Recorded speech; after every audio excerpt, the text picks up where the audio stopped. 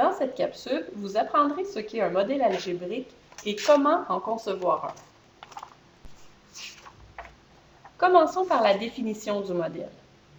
Attention, elle contient certains éléments qui seront expliqués dès les prochaines diapositives. Un modèle algébrique est une équation permettant d'exprimer la relation existant entre au moins deux quantités inconnues, nos variables. Cette relation comporte souvent une régularité, c'est-à-dire un écart entre deux éléments consécutifs d'une suite, et un invariant, une valeur initiale qui ne dépend pas de la valeur des variables. Deux termes étaient mis en évidence dans la définition. Regardons de plus près la régularité et l'invariant pour rendre la définition plus claire. La régularité. Pour mieux comprendre la définition, prenons une suite. La suite est composée du rang et elle est associée au terme correspondant dans la suite. En réalité, ma suite est ici 0, 6, 12, 18, 24, 30. Peut-être avez-vous déjà le chiffre 6 en tête.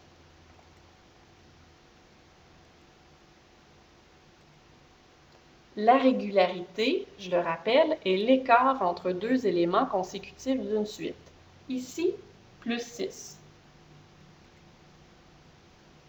L'équation qui permettrait de calculer le terme est donc T, le terme, égale 6 fois le rang. En effet, si je multiplie 6 par le rang, je vais obtenir le terme.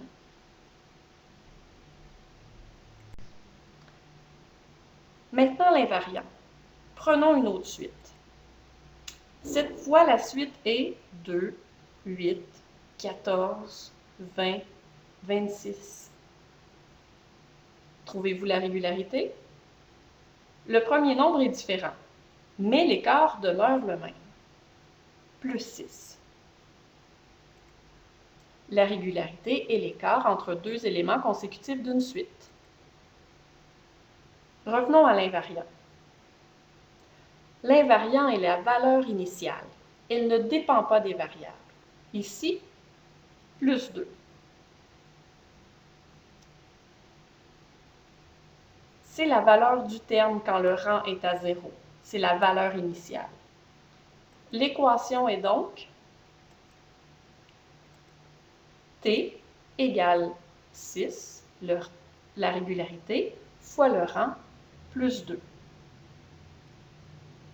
Remplaçons R dans l'équation par le rang 2 pour vérifier notre équation. T égale 6 fois 2 plus 2. On obtient le terme 14, situé juste en dessous du rang 2. Notre équation est donc exacte. Revenons à la définition. Suite à l'explication de la régularité et de l'invariant, la définition devrait être plus claire maintenant. Un modèle algébrique est une équation permettant d'exprimer une relation entre des quantités inconnues, liées entre elles à l'aide d'une régularité et souvent d'un invariant. Pour rendre le tout plus concret, prenons un premier exemple. Pour parvenir à payer votre forfait cellulaire, vous dénichez un emploi à temps partiel comme caissier dans une épicerie au salaire minimum. À gauche, le taux horaire minimum est précisé. Prenez un temps pour vous représenter la situation. Un cellulaire en main, une grosse facture de forfait cellulaire, ensuite vous derrière un comptoir à l'épicerie, puis recevant votre salaire par dépôt direct. Regardons de plus près la consigne associée à la situation. Produisez un modèle algébrique permettant de calculer votre salaire en fonction du nombre d'heures travaillées. Qu'est-ce que je dois faire? Qu'est-ce que je veux calculer? Quels sont mes inconnus? Mes variables, quantités inconnues, sont le salaire, que je vais représenter par la variable S, et le nombre d'heures par la variable H. Ce que je veux faire, c'est produire un modèle algébrique Pourquoi? Pour calculer mon salaire en fonction du nombre d'heures travaillées. La relation à traduire en modèle algébrique est donc S, le salaire, en fonction de H. Prenons une table des valeurs avec les inconnus. Les heures deviennent les rangs et le salaire, ce que je cherche, le terme. Ici, le rang, le nombre d'heures est 0 et le salaire 0. Bien sûr, si je ne travaille pas, j'obtiens aucun salaire. Et si je travaille 1 heure? 10,75. Et si je travaille 2 heures? 21,50. Voilà, ma régularité correspond à mon taux horaire. C'est l'écart entre deux éléments consécutifs d'une suite. Et ici, l'invariant, la valeur initiale, est 0. L'équation, le modèle algébrique, sera S, mon salaire, égale 10,75 H, fois le nombre d'heures travaillées. Revenons à la consigne. La consigne donne des indices pour construire le modèle algébrique. Produisez un modèle algébrique permettant de calculer le terme en fonction du rang. Elle est très souvent présentée de cette façon, qui peut se traduire par une table des valeurs comme celle-ci. Dans la consigne, la première variable nommée correspond au terme dans la table des valeurs. C'est ce que je cherche à calculer. C'est le terme à gauche de mon équation, permettant de calculer le terme. La première variable terme, le terme à gauche. Je peux déjà commencer mon modèle algébrique en plaçant à gauche la première variable nommée dans mon modèle, dans ma consigne. La deuxième variable correspond au rang et fait partie du membre de droite de l'équation. Mon modèle algébrique est constitué de ma première variable en fonction de la seconde variable, à laquelle je vais multiplier la régularité et, selon le cas, lui ajouter l'invariant. Prenons un deuxième exemple. Votre patronne vous propose un travail de nuit comme garnisseur de tablettes. C'est la suite de l'exemple 1. En plus de votre salaire horaire, vous recevrez 22 $ en prime de nuit. Prenez un temps pour vous représenter mentalement la situation. La nuit, à l'épicerie, des caisses ouvertes devant les tablettes, votre salaire, avec un boni quotidien de 22 $. À gauche, le taux horaire et la prime mise en évidence. Voici la consigne. Produisez un modèle algébrique permettant de calculer votre salaire en fonction du nombre d'heures travaillées. C'est la même qu'à l'exemple 1. Mes variables sont encore le salaire, S, et le nombre d'heures, H.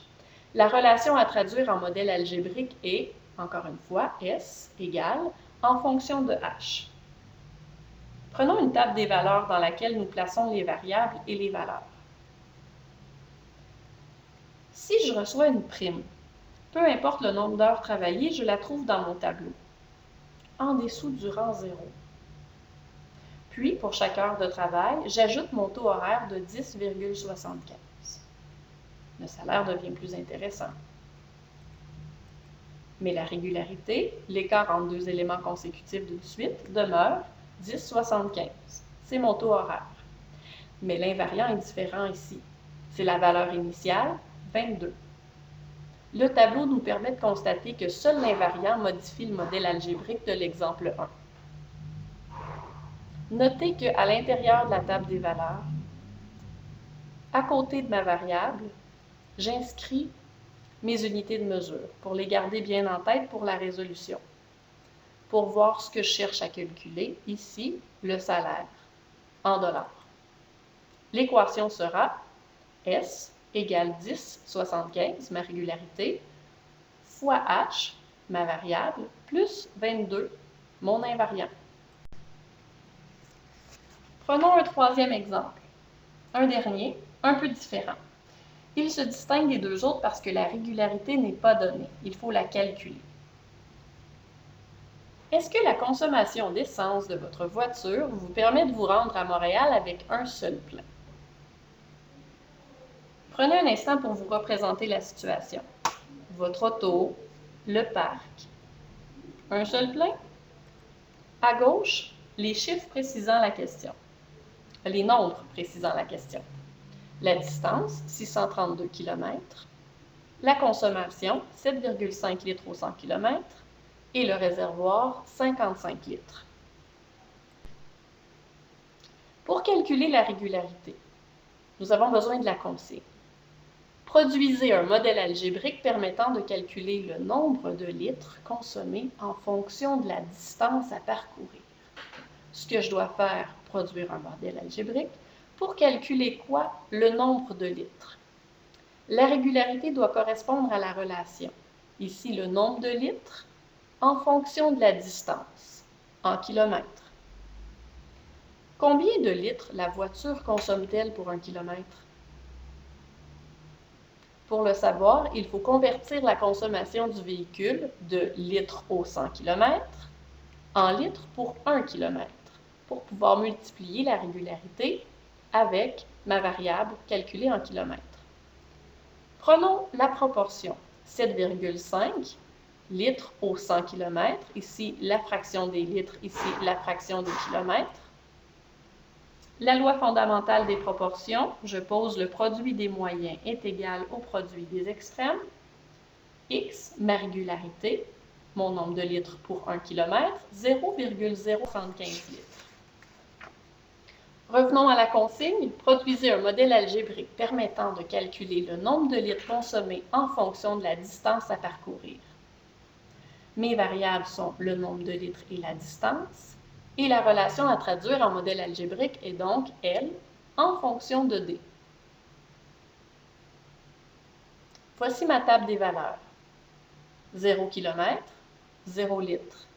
Les litres étaient la première variable nommée, la distance la seconde. 1 km, 0,075 litres. 2 km, 0,15 litres, ainsi de suite, avec une régularité, l'écart entre deux éléments consécutifs d'une suite, de 0,075. L'invariant, ma valeur initiale, est ici 0. Alors l'équation sera L, le nombre de litres, en fonction de la distance D, fois la régularité 0,075. Solutionnons l'exemple 3. Est-ce que la consommation d'essence de votre voiture vous permet de vous rendre à Montréal avec un seul plein? Reprenons le modèle, puisque c'est pour ça qu'on l'a construit. L égale 0,075 D. Remplaçons la distance D en kilomètres par sa valeur, 632, et calculons, en faisant la multiplication, L, le nombre de litres, 47,40. La réponse à ma question? Oui, la consommation d'essence de ma voiture me permet de me rendre à Montréal avec un seul plein. Avec un réservoir de 55 litres, rappelons-le, et une consommation de 47,40 litres, je peux me rendre à Montréal en un seul plein. La régularité est aussi un taux de variation. On le reconnaît à l'aide de ces unités de mesure. C'est bien pratique de le reconnaître pour construire le modèle algébrique. Ça peut être un taux horaire, $ de l'heure, une vitesse, km/h, un prix, 8,99 du kilogramme ou 2,25 du pouce carré. Dans l'exemple 1 et 2, c'était le salaire, 10,75 $, alors que dans l'exemple 3, 0,075 litres au 100 km. Autre chose de très important, c'est de toujours identifier les variables dans une construction d'un modèle algébrique. Dans les premiers, nous avions S pour le salaire et H pour le nombre d'heures. Et elles doivent toujours correspondre à une quantité. Il faut que ça se compte. Voilà, bonne construction de modèle algébrique.